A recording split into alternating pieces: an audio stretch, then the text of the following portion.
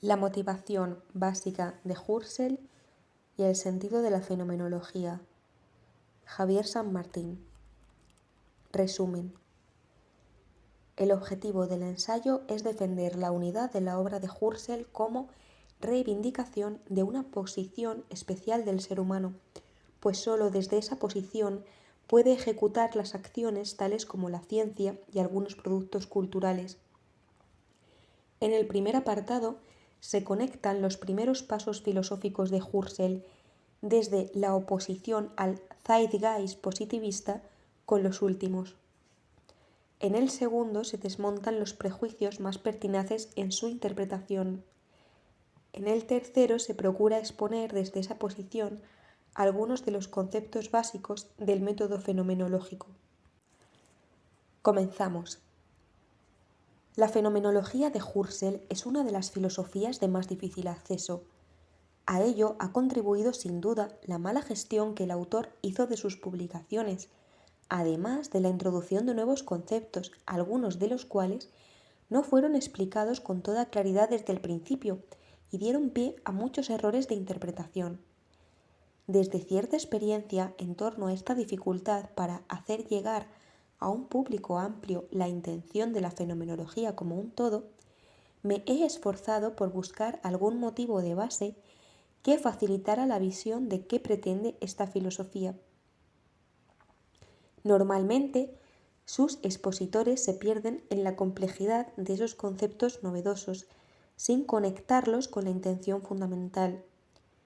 En la exposición de la fenomenología de Husserl es muy frecuente que los árboles de los conceptos impidan totalmente llegar al bosque interior de esta filosofía, o logren alcanzar un interior que resulta vacío.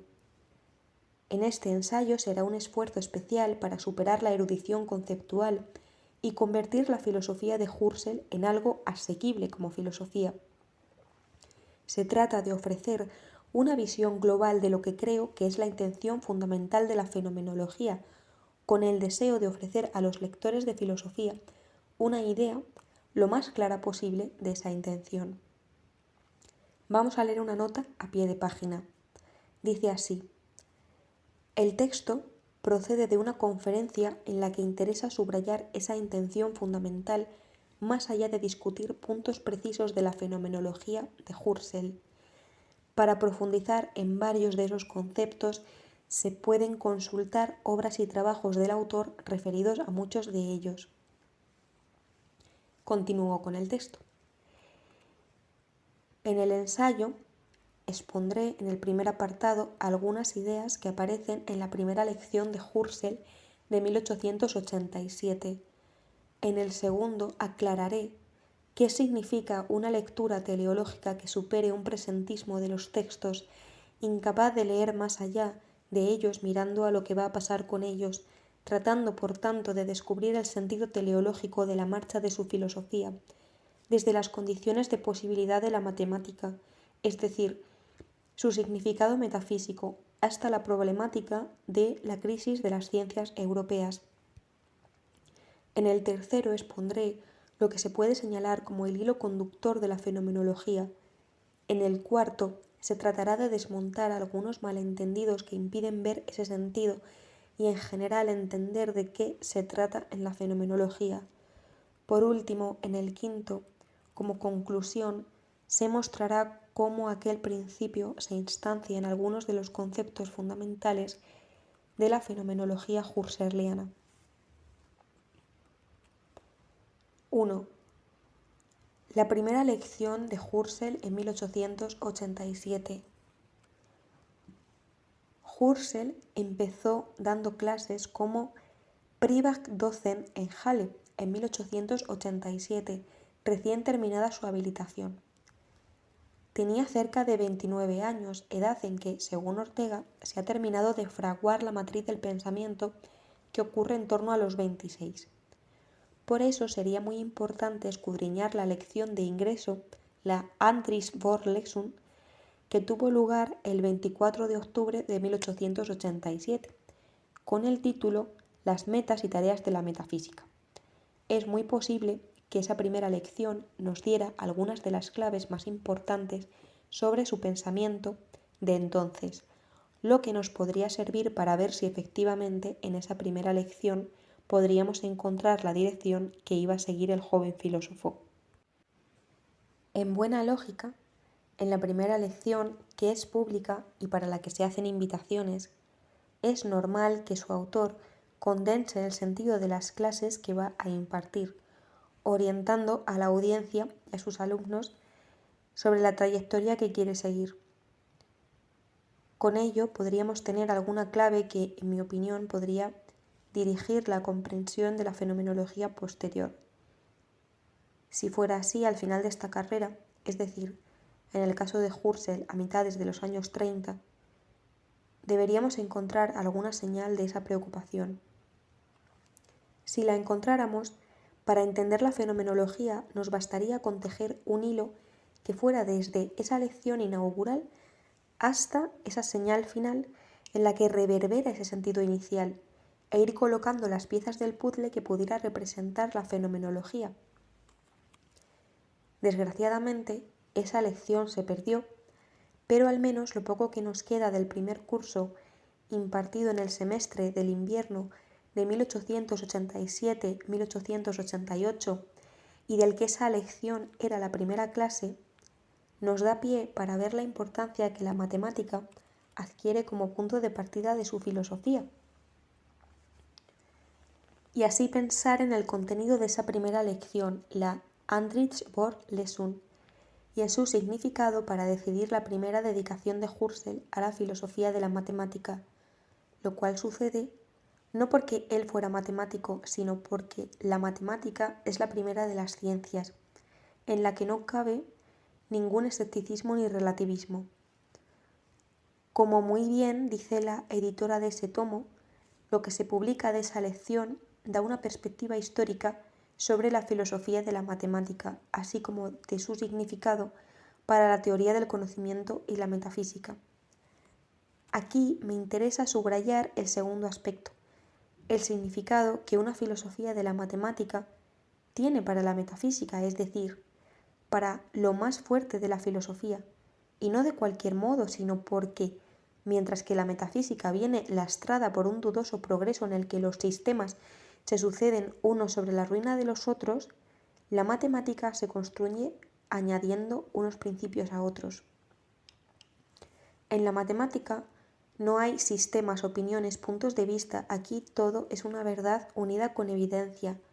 Por eso obtura el escepticismo que lo destruye todo y lo deja noqueado en su nulidad. Son frases muy contundentes. Que Husserl conservara esas frases de su primer curso es muy significativo para captar su intención. Y es cierto que en estas frases no se encuentra la fenomenología en sentido estricto, pero es igualmente cierto que en esas páginas se pueden oír innegables ecos de la intención husserliana ya dentro de la fenomenología. Así lo vio un reconocido intérprete de Husserl como Eduard Marbach, que cita estos pasajes en su introducción al decisivo artículo de Husserl, La filosofía como ciencia rigurosa. Según Marbach, en las lecciones de 1887-1888 se encuentra una panorámica sobre la filosofía de la matemática que contiene ricas expresiones para el contexto del momento, es decir, una introducción a esa importante obra de Husserl de 1910-1911. Lo que Husserl tiene en mente es la necesidad de centrarse en el estudio de la matemática, por lo que representa de seguridad y modelo del conocimiento, que obliga también a pensar en quien lo produce, de cuyo Ver an Würde es consciente Husserl, pues según comenta, el especialismo en el que solo es posible cultivar la ciencia no está a la altura de aquella dignidad. Por eso, todo el interés de Husserl es profundizar en la filosofía de la matemática para conocerla a fondo y poder aprovechar ese saber para la filosofía y en ella para la metafísica. Al comparar la filosofía de la matemática con otras disciplinas, aparece la psicología de la matemática, que se fija en el origen concreto de los conceptos básicos de ese saber, en concreto el número y otros, contexto en el que encaja su escrito de habilitación.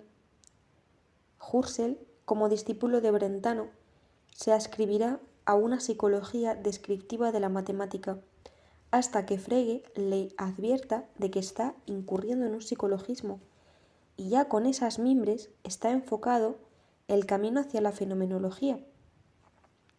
No dejan de ser interesantes las referencias a la importancia de la matemática en el debate de Kant y Hume, así como en la respuesta de los empiristas que hacen confiar todo a la habituación. ¿Qué es un número?, se pregunta Husserl.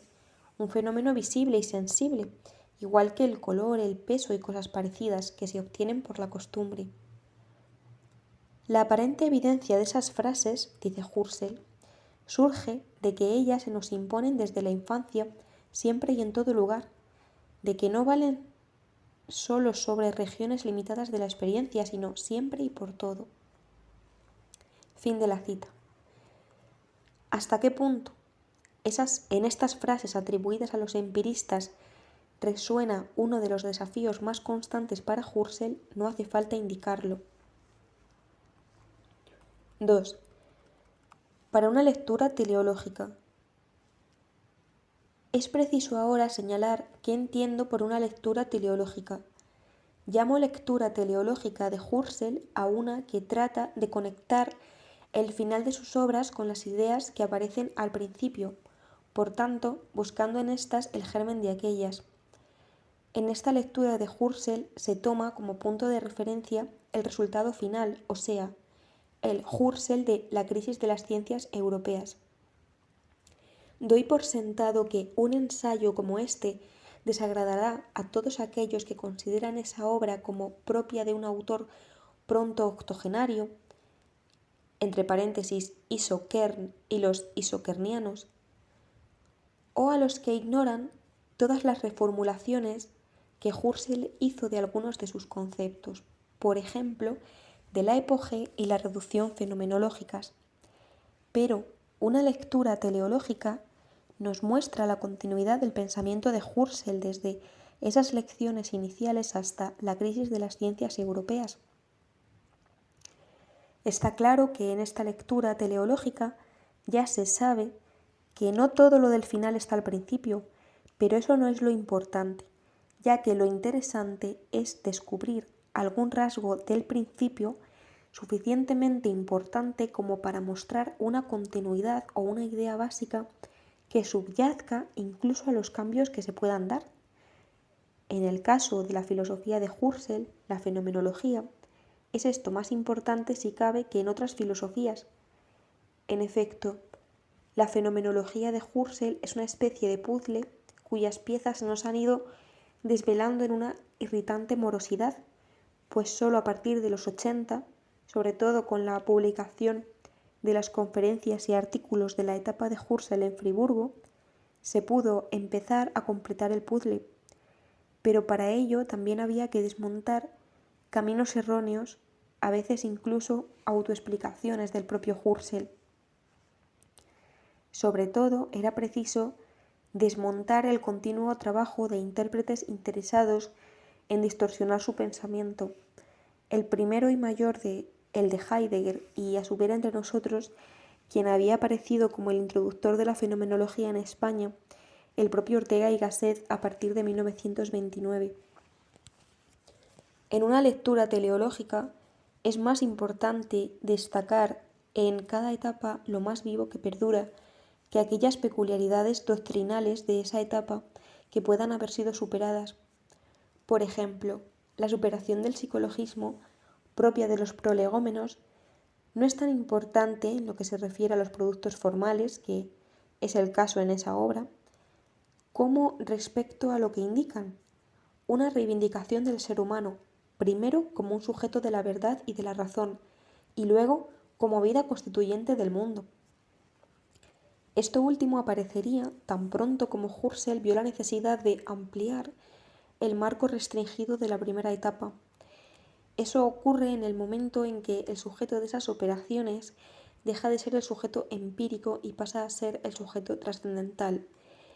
Igualmente es preciso superar un presentismo de la lectura para interpretar lo presente de acuerdo con los desarrollos futuros. En el caso de Husserl es imprescindible para entender, por ejemplo, el concepto de reducción y epogé, y no quedar anclado en fórmulas que sólo adquieren pleno sentido interpretadas por el desarrollo posterior. Desde esta perspectiva cobra especial importancia el deshacer los prejuicios señalados. En esa lectura teleológica se quiere ver la conexión entre la primera lección de Husserl y el postrer escrito La crisis, a saber, la relación de la filosofía de la matemática con la metafísica, y en ese contexto con esa intención fundamental que se expresa claramente en la crisis. Es cierto que la marcha de esa relación de la filosofía de la matemática con la metafísica fue vacilante al principio y segura después, y que la tenemos que deducir del camino que Husserl tomará. Un camino que comienza al final de esa década, 1898, cuando redacta ya los prolegómenos, y que continúa a principios de la siguiente, 1903, cuando toma clara conciencia de dos cosas. Primera, de que sus estudios no son de psicología, ni siquiera descriptiva en sentido estricto, sino de fenomenología pura. Y segunda, de que el sujeto de la matemática y de las vivencias de la verdad y de la intuición categorial no es el sujeto empírico, sino el sujeto trascendental. Hablo de marcha vacilante porque no hay ninguna duda de que la fenomenología, tal como se despliega primero en la década y media de Gotinga y luego en los años 20 y 30 ya en Friburgo, es algo impensable en los primeros años de Halle. La fenomenología, con su método estático primero y genético después, no sale de la cabeza de Husserl de 28 años que lee esa desaparecida Antriebsvorlesung.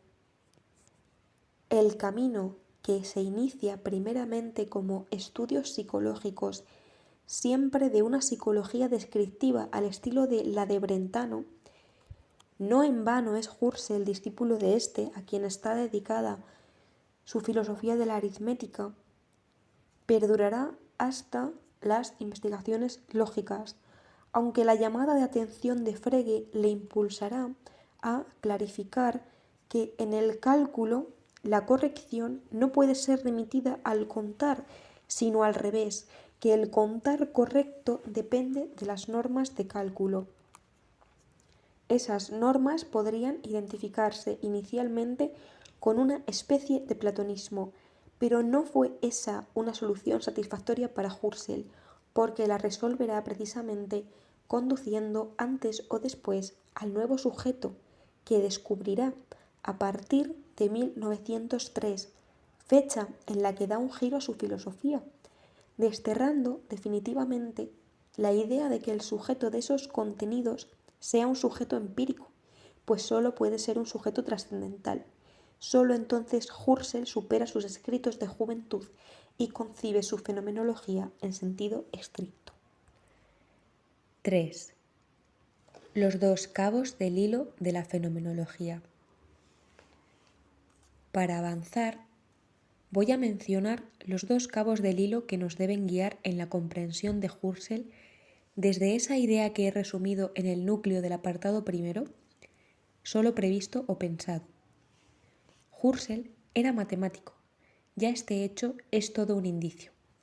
También eran matemáticos Descartes y Leibniz, y no se debe olvidar nunca lo que Platón puso en el dintel de la puerta de su academia, y que Husserl lo recuerda en esas lecciones. Ya lo decía Platón, ningún filósofo debe ser araiométricos. La matemática es un producto cultural tan excelso que basta con pensar un poco en él para admirarse de esa maravilla y, en consecuencia, del ser que la formula, el ser humano. Pensar en la matemática lleva a pensar en el ser que la formula, y quien habla de matemática puede pensar en otros muchos edificios culturales. De ahí surge la pregunta sobre cómo es posible crear esos edificios culturales tan inmensos, tan precisos, a partir de la nada. ciertamente no a partir de la nada material, pues ahí estaba la materia, la tiza o la tinta con la que se escribe la matemática o una partitura, o los sonidos de la naturaleza como modelos de la diversidad de sonidos.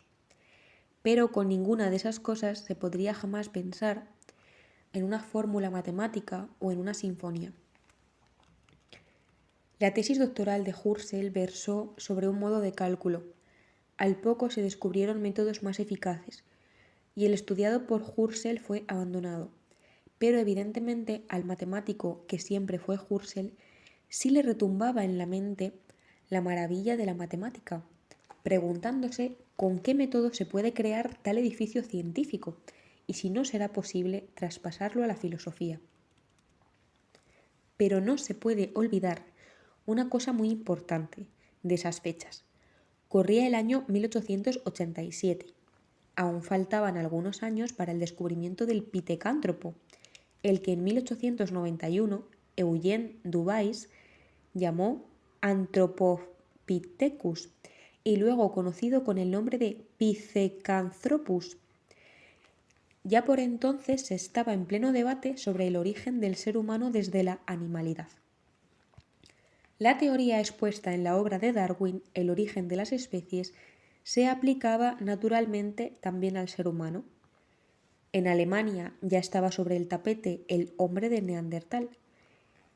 Desde ese trasfondo, Haeckel teorizaba que entre los póngidos, los monos más desarrollados, y el ser humano, tenía que existir un eslabón perdido, un pitecántropo.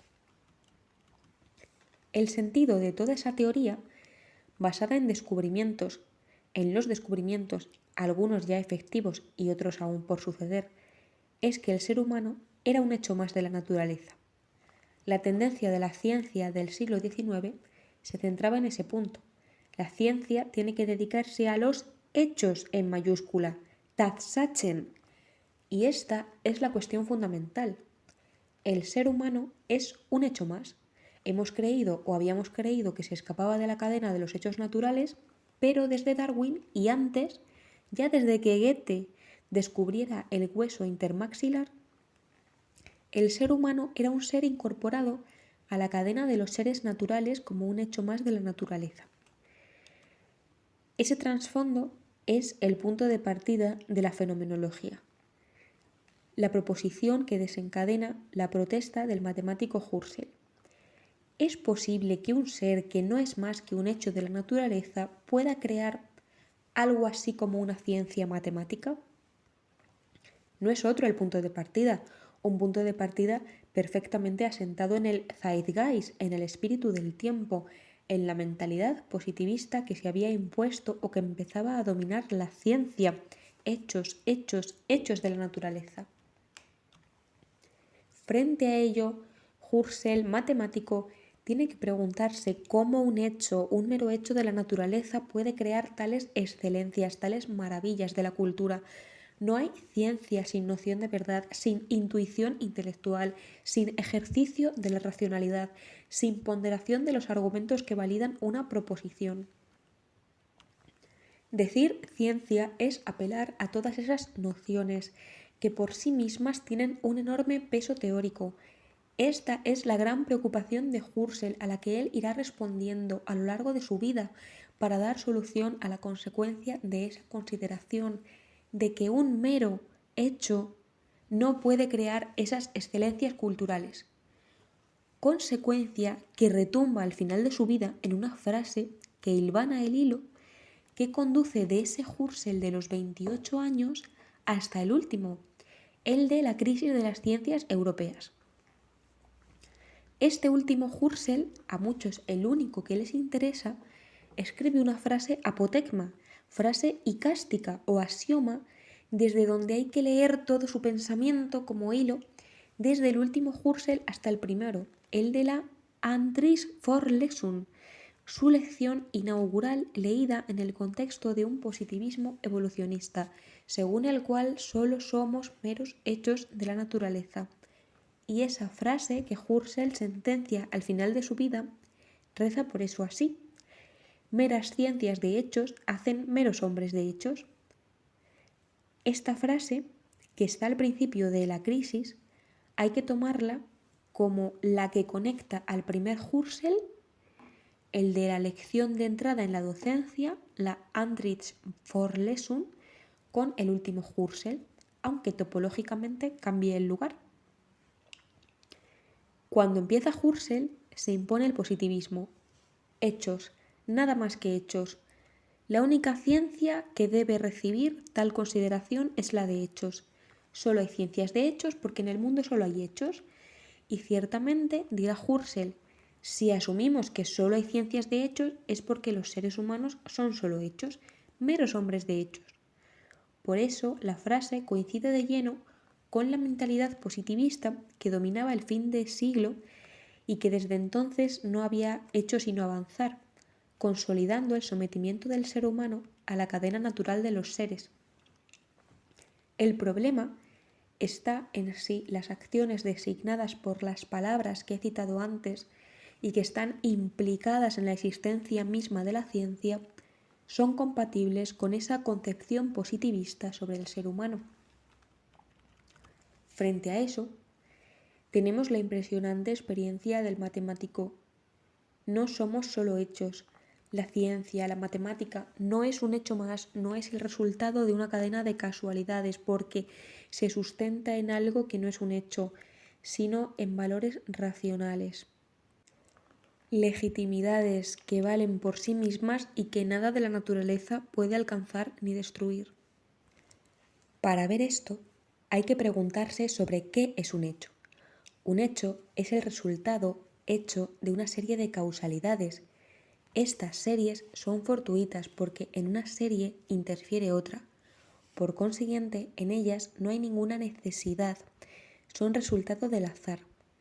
Por eso, un hecho, el que sea, es resultado del azar, de que serán determinados acontecimientos los que provocan ese hecho, pero otros acontecimientos habrían provocado otros hechos. Las cadenas causales interfieren entre sí generando casualidades, por eso los hechos son fortuitos. Una causa, si se dan ciertas condiciones, produce necesariamente un hecho que por eso está determinado, pero en esa causa inciden también otros factores causales que codeterminan ese hecho. Y como esa incidencia es azarosa, el hecho es resultado del azar. Hay una novela que es ilustrativa para este contexto, La insoportable levedad del ser, de Milan Kundera. Es recomendable leerla para comprender la oposición entre el azar y lo que se genera en él, entre el azar y lo que es mero resultado de hechos, pero que deja de ser un hecho cuando se convierte en algo distinto, a saber, en un valor con sentido de dignidad, de ese tipo de valor que no tiene precio porque es interno e inicia una serie nueva de valores y de legitimidad, ese tipo de valor que llamamos dignidad. En la novela, los protagonistas se conocieron por casualidad. Fue un mero hecho que se conocieran. Ella era camarera ese día, por casualidad no libra, y él se para en ese bar por pura casualidad. De ahí surgió un amor, resultado de esas casualidades, de esa cadena casual, resultado de casualidades, de meros hechos. Surge, sin embargo, algo nuevo, un amor que nunca podrá ser descrito en términos de hechos porque es algo que vincula intencionalmente a las personas creando un mundo nuevo, un mundo intersubjetivo personal en el que se asientan proyectos comunes, acciones interpersonales que ya exceden el mundo de los hechos. Por eso, Kundera evoca ahí ese grito de Beethoven, es más sein, debe ser, del cuarteto de cuerda número 16. El nacimiento del amor a partir de los hechos genera una nueva realidad que cambia de plano, pues excede ese mundo de los hechos que en sí mismos no son necesarios. No es distinto lo que pasa con la ciencia, pues solo hay ciencia en la medida en que hay una legitimidad, una experiencia o exigencia de legitimidad de sus proposiciones y de sus argumentaciones que excede el campo de los hechos. Los hechos son contingentes, es decir, son así, pero podrían haber sido cualesquiera otros. La ciencia se basa en lo contrario, ya que si una cosa está probada con legitimidad racional, es decir, con pruebas que se aportan en favor de esa legitimidad, nada sino una prueba más contundente puede cambiarla, o sea, otra legitimidad que pruebe que la anterior no valía. En ambos casos, el de los hechos y el de la ciencia, nos movemos en terrenos distintos. El primero, el de los hechos, como resultados de casualidades. El segundo, el de las verdades racionalmente ponderadas, donde no entran los hechos más que como los puntos a explicar científicamente. La ciencia está atravesada por unos principios de racionalidad y de legitimidad racional en los que no influye ninguna causalidad ni casualidad. Por eso, el sujeto que hace esa ciencia no es un mero hecho. Este es el trasfondo básico de la fenomenología. Descubrir todas las implicaciones de este hilo conductor es el objetivo de la fenomenología. 4. La fenomenología y sus malentendidos. Para entender correctamente el sentido de la fenomenología, ha sido necesario deconstruir vías o caminos erróneos con el fin de llegar al hilo conductor fundamental. En ese sentido, me parece incluso necesaria, más que meramente interesante, la propuesta de encontrar el hilo conductor ya al principio de la trayectoria filosófica de Husserl. Voy a mencionar primero los malentendidos o prejuicios que se han ido acumulando sobre la obra de Husserl y que han impedido y que aún hoy en día impiden su comprensión. Los prejuicios que hay que desmontar para rehacer el rompecabezas que he llamado el puzzle de la fenomenología proceden, en primer lugar, de expresiones del propio Husserl, ya que al adscribirse éste a una tradición, la trascendental kantiana, su filosofía queda determinada por esta tradición, sin esforzarse muchos intérpretes en destacar la nueva orientación que la fenomenología conllevaba.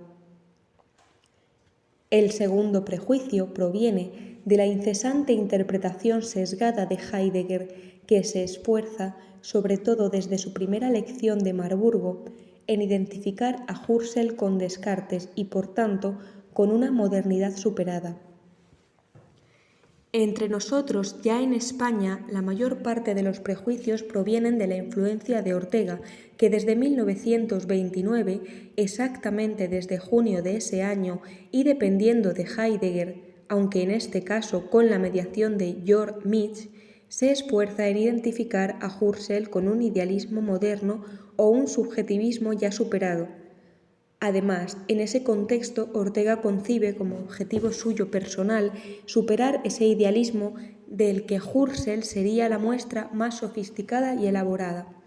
Este empeño de Ortega, poco acorde, por otro lado, con su propia práctica, el maestro pasó de modo íntegro y militante a sus discípulos, sobre todo más inmediatos, quienes en los años 50 y 60 se constituyeron como los intérpretes fundamentales del pensamiento de Ortega en el mundo.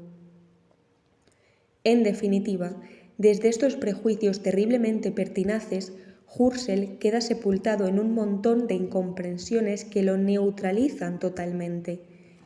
Tengo que añadir que estos prejuicios son operativos en la mayoría de los profesionales de la filosofía, pero, lo que es peor, muchas veces en miembros del propio movimiento fenomenológico dedicados a estudiar, por ejemplo, a Heidegger y a veces también a Merleau-Ponty, por lo que personalmente asumo la dificultad del cambio o del desescombro de la fenomenología de ese montón de prejuicios.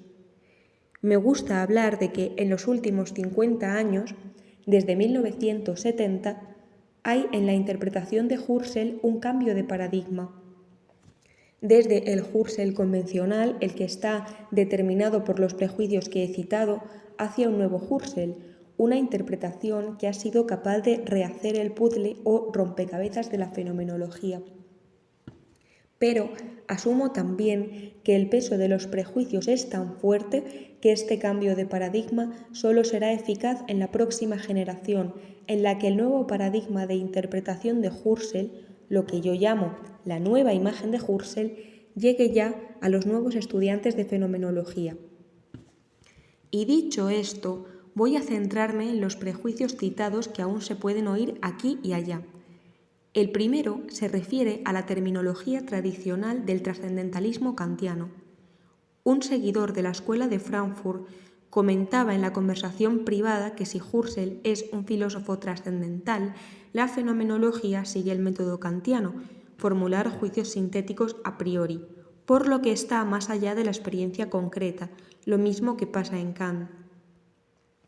El segundo, en este contexto, es el prejuicio del idealismo, que Husserl reivindicó hasta muy tarde en su vida. Ortega cumple aquí un importante papel, porque sobre Husserl expresa una opinión que se generaliza y expande, sobre todo en el mundo de habla hispana, pero también inglesa a través de Julián Marías. Según este prejuicio, Husserl es la última versión del idealismo trascendental moderno, solo que esta vez afinada con el método preciso de la fenomenología. El tercer prejuicio podría ser la consideración del sujeto trascendental, del que habla la fenomenología como algo abstracto, ideal o incluso general, en el sentido en que se podía comprender el entendimiento agente en la filosofía árabe, porque en él residirían los a priori universales propios de la especie humana en el sentido kantiano. Desde esta perspectiva, el sujeto trascendental es algo que trasciende la historia, es ahistórico, no tiene cuerpo y no parece que sea social, aunque si es general, la escisión individual-social no le concierne. Pero, por todo ello, este sujeto no es el ser humano que cada uno de nosotros es, y, en consecuencia, la fenomenología estaría muy lejos de servir a la vida humana, porque sus planteamientos son fundamentalmente de carácter epistemológico.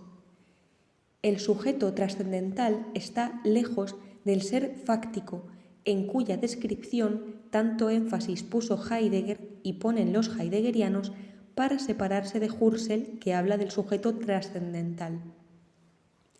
Como en el siglo XX, sobre todo después de la Segunda Guerra Mundial, la ética pasó a ser la filosofía predominante, la fenomenología, considerada como una descripción de un sujeto epistemológico abstracto, como dirá Ortega, de un puro ojo que ve, o Heidegger, de un cogito me cogitare, no tenía nada que decir sobre el ser humano real. La mejor forma de expresar esto es que la fenomenología no sería en absoluto o bajo ningún concepto una antropología, pues parece que nada nos dice sobre el ser humano. Y si a uno se le ocurre decir que la preocupación de la fenomenología es el ser humano, no es infrecuente, como lo hemos visto, que le espeten que diciendo eso demuestra que no entiende nada. Nota. Se trata del dilema que traza Blumenberg sobre la carencia antropológica de la fenomenología. Esa carencia le sería esencial, por lo que si la fenomenología se acerca al ser humano, deja de ser fenomenología. Continúo. Esta es la situación. Voy a intentar desmontar brevemente estos prejuicios para, en una parte final, y aunque sea muy por encima y de manera muy breve, remitir el método y los conceptos fundamentales a esa preocupación inicial que ha sido el tema de los apartados primero y tercero. Por lo que se refiere al primer prejuicio, la cuestión trascendental, la fenomenología se llama a sí misma trascendental porque se inscribe en la órbita de la filosofía moderna. Esta adopta, ante todo, la perspectiva que tenemos sobre el mundo al modo de Descartes, que formula el ego cogito, o Kant, que trata de descubrir y exponer las condiciones de posibilidad de la experiencia. Cuando se dice que el ser humano no es un mero hecho, es porque los hechos son realidades exteriores que se derivan de otros hechos también exteriores. Si el humano no es un mero hecho, es porque hay en él algo que desborda esa mirada desde fuera, y no es otra cosa que la experiencia misma que vive cada sujeto. Hay que cambiar la perspectiva de mirar las cosas como exterioridades, como hace la ciencia, a considerarlas desde la experiencia humana. Con un ejemplo se ilustra esta situación. La ciencia es evidentemente un hecho, o mejor, un conjunto de hechos compuesto por libros, laboratorios, experimentos, etc. Un inmenso conjunto de hechos. La matemática también es un conjunto de hechos. Cada frase en la explicación del empirismo, como constata Husserl, es un hecho. Basta detenerse en un libro de matemáticas.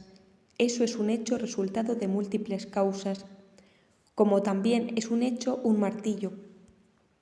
Yo le puedo dar a una persona ese hecho, el martillo o el libro de matemáticas, y preguntar a continuación si al darle el libro de matemáticas se le han dado las matemáticas. ¡Qué maravilloso sería! Mas cabe preguntar qué le falta para que al darle a alguien un libro se le den realmente las matemáticas. La respuesta no se hace esperar. Le falta la intelección del libro, es decir, la experiencia intuitiva de las verdades matemáticas, una experiencia que no se puede dar porque cada uno que quiera poseer las matemáticas la tiene que ejecutar él mismo. La matemática está constituida por esa intuición de los productos escritos en el libro. Esto vale para todo. La fenomenología se sitúa en esa dimensión de la experiencia que está más allá de los hechos. En cierta medida fue Agustín de Hipona el que descubre esta experiencia cuando nos describe el tiempo. En este, el transcurrir de los días por el movimiento solar no indica cómo vivo yo el tiempo, porque en esa vivencia se dan diversas posibilidades que en el tiempo marcado por el sol no aparecen. Yo me acuerdo del pasado, memoria, vivo en el presente y tengo expectativas, futuro. Este tiempo que yo vivo es un tiempo en el que el movimiento solar tiene una influencia externa, regula mi modo de vida, pero ni siquiera eso de modo necesario. El mirar el tiempo tal como lo vivo es la perspectiva trascendental, pero Husserl la asume con criterios propios porque no pretende hacer juicios a priori, sino analizar y describir esa experiencia tal como es, tal como ocurre bajo nuestra mirada fenomenológica, sin alterarla. Aquel seguidor de la escuela de Frankfurt opinaba que la fenomenología pretendía llevar a cabo análisis a priori por ser esenciales. Pues bien, la fenomenología descubre a prioris, pero los descubre a posteriori en la experiencia, analizando esta, y una vez descubierta esta necesidad, aparece como un a priori de la experiencia. Por ejemplo, en la percepción, como se llama a la forma en que se nos dan las cosas inmediatas, el mundo concreto en el que estamos, mi mirada fenomenológica se centra en mi experiencia perceptiva y me dice que en esta experiencia las cosas están inmediatamente ahí, al alcance de mi cuerpo, no por la mediación de nada, pues no tengo en la experiencia ninguna imagen de las cosas, sino las cosas ahí directamente en persona. Eso no quiere decir que no haya ninguna interpretación. El lenguaje ya implica una interpretación al insertar lo denominado en una serie semántica y no en otra. Pero siempre hay en la percepción un núcleo cualitativo de la experiencia deíctica que sostiene ese lenguaje ante cualquier interpretación, que remite esa cosa a las tareas vitales en que se enmarca. Este análisis de la experiencia se propone también como un análisis esencial o, si se quiere, implica saber distinguir los diversos actos en que operamos, de manera que somos capaces de distinguir esa experiencia de otras, pues con toda facilidad tomamos nota de la diferencia entre la percepción, la valoración y la acción, o entre la percepción, el recuerdo, la expectativa, la imaginación o la fantasía, aunque todo ello son formas en que nos remitimos al mundo. El segundo prejuicio, el peor, es el del idealismo. Digo el peor porque Husserl, sobre todo de manera ya pública en su primer libro de presentación de la fenomenología, Las ideas para una fenomenología pura, de 1913, se empeñó en decir que la fenomenología era un idealismo trascendental, y lo dijo casi hasta el final de su vida intelectual. Con toda precisión podemos conjeturar que hasta principios de los años 30. Ahora lo sabemos por la carta al abate Baudin en 1934, cuando toma nota de que esa denominación entorpecía la comprensión de su gran obra filosófica y que no aclaraba nada. En efecto, en la carta al sacerdote Émile Baudin del 8 de abril de 1934 le escribe Husserl: «Ningún realista al uso ha sido tan realista y concreto como yo, el idealista fenomenológico». Una palabra que ya no uso, por cierto. Pero, si es así, ¿por qué se había empeñado Husserl durante tanto tiempo en decir que la fenomenología era un idealismo? Pues ante todo porque la experiencia propia es la condición de posibilidad de lo dado en ella. Por ejemplo, la matemática que hemos citado como modelo, para que sea matemática, requiere, como hemos dicho y de modo ineludible, la intelección de alguien, o sea, es necesario poner una experiencia detrás de los hechos. Llamamos a esta experiencia, en un sentido amplio, una idea, y a lo que proviene del sujeto, que no es sino el conjunto de esas experiencias, la cogitatio, una perspectiva, perceptiva, valorativa o decisoria, lo que se quiera. Y veremos que el mundo siempre está referido a esa experiencia, que depende de ella, porque el mundo se nos da de modo ineluctable en una perspectiva, que no es real física, sino dependiente del sujeto. Por lo tanto, el mundo que se me da en esa perspectiva es necesariamente algo posterior al sujeto, pues antes del mundo está el sujeto con su experiencia, la idea, la representación, en términos de Schopenhauer. Eso no significa una precedencia temporal del sujeto respecto al mundo, porque no hay sujeto sin mundo, pero al mundo como voluntad, como la realidad de los hechos, de la resistencia, de la fuerza, antecede el mundo como representación, como experiencia, como idea, solo en la cual se nos da el mundo. Si yo quiero ir al cine o al teatro, lo primero que hago es formularme una idea de lo que quiero y de lo que tengo que hacer. Esa idea antecede a mi acción. Si analizamos esa idea, vemos que no es sino una experiencia imaginada constituida por retazos de experiencias anteriores que, por su parte, tendrán los mismos antecedentes. Así, la experiencia, la proyección del viaje como idea, siempre antecede a lo real, a la acción. No tiene otro sentido el idealismo. Es un idealismo de nuevo cuño que tiene muy poco que ver con la noción escolar de idealismo. Nota. No merece la pena, por eso, detenerse en las acusaciones que se le hacen a la fenomenología de un idealismo, tal como lo hace en la estela de Lenin. Entre nosotros, y siguiéndole a él, muchos autores muy recientes. Entre nosotros, Gustavo Bueno y sus seguidores, que son incapaces de distinguir la realidad efectiva y la realidad virtual que es el sentido, término tan importante en la cultura y que a algunos autores les irrita especialmente. Continuamos con el texto después de esta nota a pie de página. Me parece muy ilustrativo y útil como el mejor resumen de lo que Husserl quiere decir bajo la denominación de idealismo trascendental los dos inmortales versos de Machado: caminante no hay camino, se hace camino al andar. No es otra cosa el idealismo fenomenológico. En ese verso Machado no indica que el camino no exista, sino solo que el camino es resultado del andar, de una experiencia práctica como es el andar, sea mi andar o, como es el caso, el andar de los antepasados míos que hicieron ese camino, entre los cuales puede incluso que hubiera animales que abrieran el camino a la naturaleza. El tercer prejuicio que he mencionado es el del carácter abstracto del yo. Este prejuicio ha sido muy dañino, porque al hablar del sujeto trascendental estamos pensando en algo abstracto e incomprensible. Además, Husserl utiliza la palabra tan querida de Kant, puro, el yo puro, la conciencia pura, etc. Es una palabra típica de Kant y sobre todo del neocantismo. Unamuno se le quejaba en una carta al joven Ortega de que estaba harto de tanta pureza. Por eso, cuando Husserl utiliza esa palabra, es normal asociarla al sentido kantiano, pero lo puro en Husserl empieza siendo algo no contaminado por instanciaciones en la realidad, algo depurado de lo existente real, o si se quiere, de lo trascendente, y ello porque es necesario recuperar la experiencia inmanente. Pero ya en 1910 se da cuenta de que hay que ser muy claro con la palabra trascendente.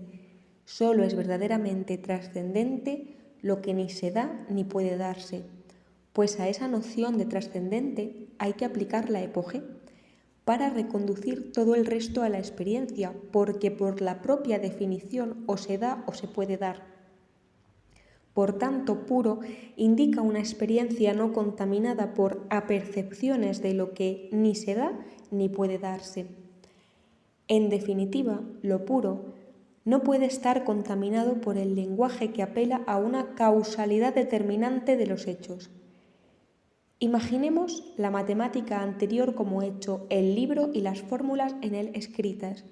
Puro significa en ese caso que la intelección es algo puro porque en ella no entra nada de ese hecho del libro.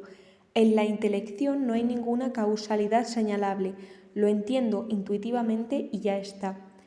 Ese acto de entender no puede ser explicado debido a que yo veo la fórmula o me la han comunicado. Este hecho, ver la fórmula u oírla, no es determinante de mi intelección, por la sencilla razón de que también otros pueden ver y oír la misma fórmula y no entender nada. Si fuera algo causal, las mismas circunstancias producirían el mismo efecto. Eso significa puro de determinaciones causales. Pues bien, el yo puro no lo es porque sea abstracto, lo es porque no podemos entenderlo desde categorías de los hechos, sino solo desde categorías sacadas de la experiencia que tenemos de nosotros mismos. Y la experiencia nos dice que yo soy concreto, individual, con relaciones inmediatas con otros con los que convivo y he convivido, un yo con múltiples facetas que hay que analizar. Lo más importante es que el yo trascendental en la fenomenología se refiere a cada uno de nosotros en su individualidad insuperable y con el contenido de esas experiencias que hay ejecutado a lo largo de su vida. Este prejuicio arruinó la introducción de la fenomenología en México, porque José Gauss era de esa opinión, que lo que Husserl llamaba puro era algo ideal, general, abstracto.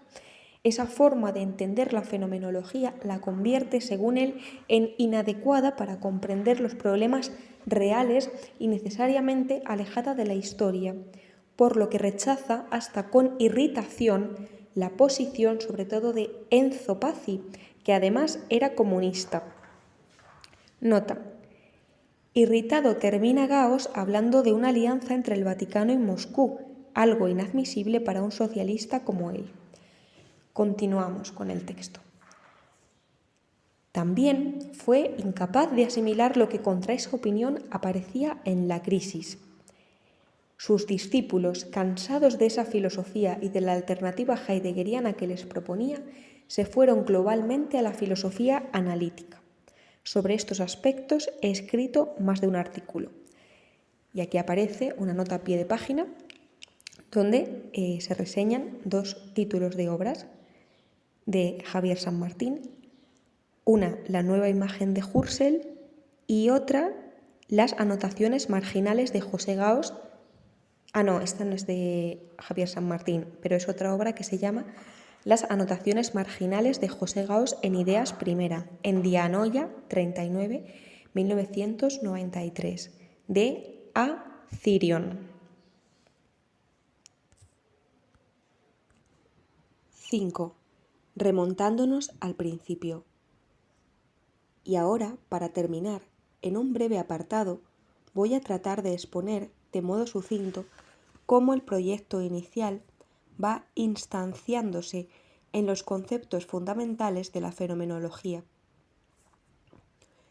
Tengo que decir, por otro lado, que este empeño no sería otro que exponer la totalidad de la fenomenología. Por eso no puedo sino dar unas pautas para seguir el hilo conductor que he trazado en los parágrafos anteriores. El eslabón primero que une esa intención del principio con el final es la refutación del psicologismo, que creo que es el comienzo de la fenomenología en el sentido expuesto en el núcleo inicial. El psicologismo es una corriente epistemológica que reduce las verdades lógicas y matemáticas a hechos, de manera que, siendo hechos, son verdades determinadas por otros hechos, en este caso hechos cerebrales. De acuerdo con lo que son los hechos, las verdades lógicas y matemáticas son puramente contingentes, casuales, no necesarias. Son así, pero podían ser de otro modo, con otros cerebros. En la novela de Kundera a la que he remitido, cuando habla del es más sein, para convencerse de la necesidad de su amor a pesar de las contingencias de la vida que han llevado a ese amor, dice en un momento dado, sí, también podría ser distinto. Pues bien, el psicologismo es asumir esa situación para los objetos lógicos y matemáticos. En otras condiciones, en otra configuración causal cerebral, las matemáticas serían diferentes, es decir, la verdad no sería verdad, sino falsedad. El psicologismo era la plasmación de ese positivismo que iba alcanzando poco a poco a la totalidad de la vida. Pues bien, ahí empieza a ponerse en práctica el análisis fenomenológico que luego se formulará en el principio de los principios. Lo que se da de modo original debe ser asumido tal como se da y en los términos en que se da. Las verdades matemáticas y las lógicas se dan con necesidad ineluctable. Es un sinsentido pensar lo contrario, y aunque podamos formularlo, no podemos asentirlo, asumirlo intelectivamente. Asumirlo sería renunciar a la razón, y eso es el principio de la debacle personal. Esta ligazón, Obliegenheit, que supone la racionalidad, la legitimidad de lo racional, supera toda facticidad de los hechos. Lo racional, la verdad, es lo que es, y esto constituye el núcleo de la persona racional humana, que en este sentido supera radicalmente toda reducción de lo humano a hechos. Los otros tres conceptos que debería tratar, pero respecto a los cuales poco podría decir por razón de tiempo, aparte de que sobre ellos he escrito mucho, son los conceptos de epogé, reducción y constitución. Y simultáneamente habría de tratar también la intersubjetividad y la filosofía práctica como objetivo fundamental de la fenomenología, porque el núcleo del pensamiento de Husserl, que es reivindicar que el ser humano no es un hecho sino una dignidad, el ver ambarde que veíamos asomar en el primer escrito, tiene inmediatamente una implicación ética, pues el sujeto que se descubre en la experiencia fenomenológica es un sujeto en conexión con los otros, y ya el reconocimiento de que los otros no son hechos del mundo sino centros de experiencia, y de que asimismo son, como cada uno de nosotros mismos, un sujeto de experiencias racionales, conlleva la responsabilidad moral, que es la base de la ética, del cuidado por el otro. Pero desarrollar todo eso seguramente me llevaría a presentar otra charla. Solo quiero decir que el objetivo de la epogé y la reducción es precisamente asegurar el campo de la experiencia como campo de análisis. Ahí lo fundamental es eliminar, es decir, prescindir o hacer epogé de todo aquello de lo que no podemos tener experiencia. Por ejemplo, de la cosa en sí kantiana, de la que no tenemos experiencia por la definición misma del concepto, o de mi cerebro, del que tampoco tengo experiencia. De ahí lo absurdo de los periodistas cuando preguntan ¿qué te dice tu cerebro? O de la definición científica de los colores. Por eso, es preciso practicar una epogé para reducirme, primer efecto de la epogé, a la experiencia en sus dos vertientes, lo dado en esa experiencia y la experiencia que lo da. Es cierto que la epogé es muy complicada, lo fue para Husserl, pero lo que he dicho es fundamental, porque si lo llevamos a efecto, me daré cuenta de que en esa operación aparece el mundo como el correlato de la serie ininterrumpida de experiencias acordes en su desarrollo, el mundo como mi Belhabe, mi tenencia del mundo, del que resulta además la habitualidad fundamental, pues en ella discurre cualquier otro hábito, y por tanto, con ese procedimiento metodológico, el mundo, que yo considero al inicio como algo del tipo de la cosa en sí kantiana, en realidad es mi horizonte de vida y en consecuencia algo mío. Exactamente, esto es la reducción, que hay que leerla desde la palabra latina reducere, reconducción del mundo independiente a un correlato de mi experiencia, y a la vez, en ese mismo contexto, reconducción de mi ser empírico mundano, de mí mismo como un hecho del mundo, lo que indudablemente también soy, al lugar en el que actúo yo como sujeto trascendental. Con este método me sitúo en un plano muy distinto e incluso opuesto al de los hechos. Analizar esa experiencia, la experiencia del mundo como el hábito del mundo, la Belhabe, en todas sus fases y facetas, es el objetivo de la fenomenología. Un hábito, por cierto, compartido con otros, porque la experiencia propia nos revela en última instancia un mundo común intersubjetivo, como piedra angular de toda la fenomenología husserliana.